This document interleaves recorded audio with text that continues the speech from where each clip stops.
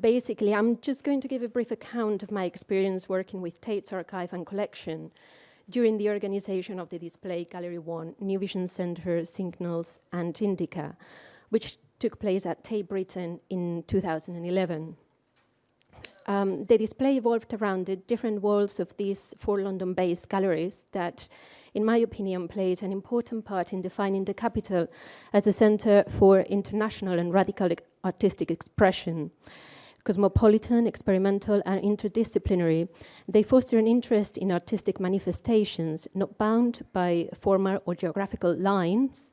And in fact, their programs, as you'll see there, were incredibly eclectic, and introduce audiences to art forms that had an emphasis on movement, participation, and installation. It's worth mentioning, for example, that all of them organized big surveys of kinetic art. So active during the period 1954 to 1968, they opened at different times, but basically that was the period that the display was covering. And these galleries soon became known for showing art that the establishment and the mainstream art market found difficult to assimilate, and distance themselves from the prevailing currents of abstract expressionism and pop art, at a time when British artists and dealers were extraordinarily fixated on the United States. They aimed to reflect a set of tendencies otherwise highly represented in London's emergent art scene, and brought to Britain early manifestations of touchism, art informel, fluxus, kinetic, and op art, thus connecting with an international vanguard that had settled in different countries in Europe, South America, and beyond. Gallery 1 and New Vision Center in particular, they dedicated a great part of their programs to exhibiting artists coming from different countries in Africa, Asia, and the Caribbean. Exchanges that we perceive today as exclusive to our contemporary and globalized world. So the first thing that really surprised me when I started to look at through the galleries, visitors, books, press cuttings, and correspondence, which were huge, by the way, and they're all in Tate archive, so anyone can access them, was that their exhibition's history was truly remarkable in their internationalism and the wide range of media and tendencies that they were bringing to the capital. And the variety of their artistic proposals and their international outreach put into question the way in which official histories of British art had been presented until quite recently, demonstrating the wide-ranging nature of artistic experimentation at the time and the global connections between different movements and artists. I think to a certain degree, Gallery 1, New Vision Center, and Signals in particular were trying to redefine modernism beyond the limits of its prevailing Anglo-American centrality, and also to extend its European framework by opening a dialogue between artists that were coming from all over the world. This made me challenge my own preconceptions about London during that period, from a stable and fixed idea dominated by abstract expressionism and pop art to a much more fluid one that incorporated different universes instead of ascribing a truth value to any particular universe. I guess one of the main problems I encounter when presented with such a vast amount of information of exhibitions and artists, many of them forgotten today, which part of their programs I wanted to highlight. There was so much to choose, really.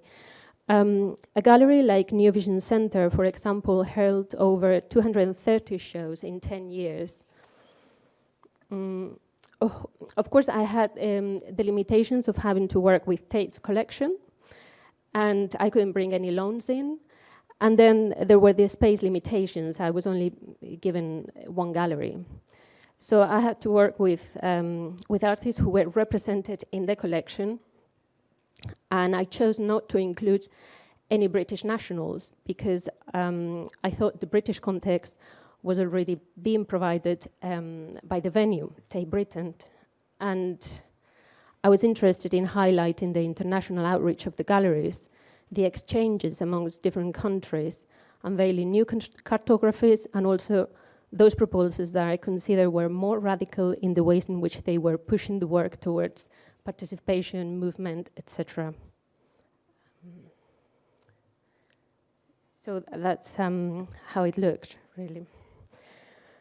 And initially, my list of works was a lot longer than what you can see hanging here, because I had conceived the display as being quite crowded, resembling the way these galleries used to hang.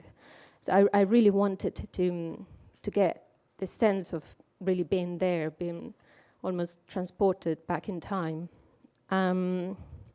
But in the end, the hang was a lot more minimal than what I initially intended. But I thought, it made quite a lot of sense as a hang, because the works were speaking to each other and complementing each other and pointing at different directions, influences, cultural backgrounds, and histories. So in that sense, it felt that it carries some of the richness and the variety of the programs of these 4 galleries. So just to explain a little bit more in detail what you could find there, the display was divided into 4 sections, but they actually merged together pretty naturally. What really interested me was the fact that these galleries were showing together artists that today we wouldn't place anywhere near each other, because we considered they belong to different artistic manifestations. But for those galleries, artists, no matter where they came from, could engage in the modernist discourse of abstract art and show together. So artists coming from Pakistan, the Caribbean, Germany, Italy, France, China, Brazil, Venezuela, or Japan, just to name a few countries, were often shown together, either in group shows or individually. And to a certain extent, and given the limitations I had, that's what I intended this display to reflect. So that's just another view. So for example, New Vision Center under the direction of Dennis Bowen organized around 250 shows over a 10-year period, with many either first solo shows or first London exhibitions. At a time when solo exhibitions or foreign artists were almost inexistent, the gallery was one of the first to embrace internationalism in the arts, exhibiting artists from 29 countries, with a particular emphasis on artists from Africa, South Asia, and the Caribbean, including, among others, solo exhibitions of Aubrey Williams in 1958 and 59, and Anwar Jalam's Shemsa, and Ahmed Parvez, both in 1959. So these were paired. I mean, what was interesting is that initially in those galleries, these exhibitions were paired with other artists. So Shemsa show with British artist Gordon House, and Parvez with the German artist Werner Holl. And so I really wanted to introduce Shemsa and Williams in this display, because I thought it was important to distance their works from those prevailing narratives of post-war artists of non-European origin in Britain, who are often clustered under migratory and diasporic experiences. So I wanted to get away from the condition of the artist as migrant. And because to me, this condition deprives them of any contemporaneity, and it excludes them from other narratives and separates them from other artists on the basis of their legal status. So I just really wanted to show them in the context in which they were shown at the time in these galleries. So here I chose to focus on Shemsa, Aubrey Williams, and then the exhibition of a survey on kinetic art, and the first exhibition that presented in England the work of Enrico Castellani and Piero Manzoni in 1960. And I mean, it was interesting because the New Vision Center, for example, their policy was to just show young, non-figurative artists. So there wasn't any restriction in that sense, in the sense of nationality, etc. In the archive, again, I mean, the archive was supporting what you could see hanging in the walls. And then we moved on to the eclectic program that Victor Musgrave organized at Gallery 1, which included, amongst many others, the first solo exhibitions in Britain of Sousa in 1955, followed by Enrique Bach's nuclear painting, Eve Klein's monochromes, and Henry Michaud's mescaline drawings in 1957. And I think dealing with Gallery 1 was a little bit frustrating for me because I wanted to include in the display Eve Klein the blue painting IKB 79 from 59, and Sousa's Two Saints in a Landscape from 1961, because I think it would have really bring another dimension to it, and certainly it would have broken a little bit this the more neo-concrete and kinetic art that in the end was more represented in the display. But unfortunately those works weren't available, so I just kind of have to use the archive material to kind of point out at those presences.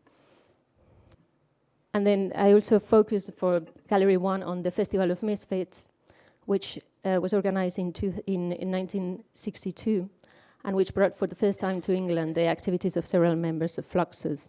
So I exhibited quite a lot of that archive and photographic records on that show. And then finally, there was the other part of the gallery was focusing on signals and indica, and it was much closer to tendencies of neo-concrete and kinetic art, introducing artists such as Tate, Sergio Camargo, Lydia Clark. Well, it was more like bringing on the South Americans, but also Lijo and Chia. So a different avant-garde that connected also with Paris, and Yoko Ono was represented too. So basically, for me, the display opened a much more complex history, one that was characterized by a multiplicity of voices, by global exchanges, by traveling, by migration, by the increasing movement of people. And these qualities went hand in hand with artistic innovation. In fact, the experimental and improvised nature of these galleries created new territories with their own respective cartographies, instead of adhering to any fixed territories with their predetermined and supposedly stable languages. The galleries portrayed a picture of London in the 1960s as a cosmopolitan city, and artists originated from many different parts of the world, created it by mutual contacts and influences, clashing and mixings. It was precisely this that made those years such an important period in British cultural history. The display also highlighted the difficulties encountered when dealing with past events that have been erased from official accounts, and when trying to reinsert them in the specificity of a local artistic scene. I was surprised by how little literature there was on these galleries, in fact. And the documents I found in the archive were key to tell a story that presented London as a dynamic centre, with artists staying in the capital for longer or shorter periods of time. They reveal exchanges between artists and galleries that had been overshadowed or ignored by establishment, sketching new cartographies that traced the many informal, impromptu, and experimental relationships that existed alongside more established institutional histories of British art in this period. By restoring these forgotten histories, the aim was to disturb the orders and assurances of the present, breaking down established modes of thinking about the past and the future, and opening a space for allowing whatever has been excluded to eventually find a place, not as mere footnotes, but as emblematic cases that influence the way we think about art in a globalized world.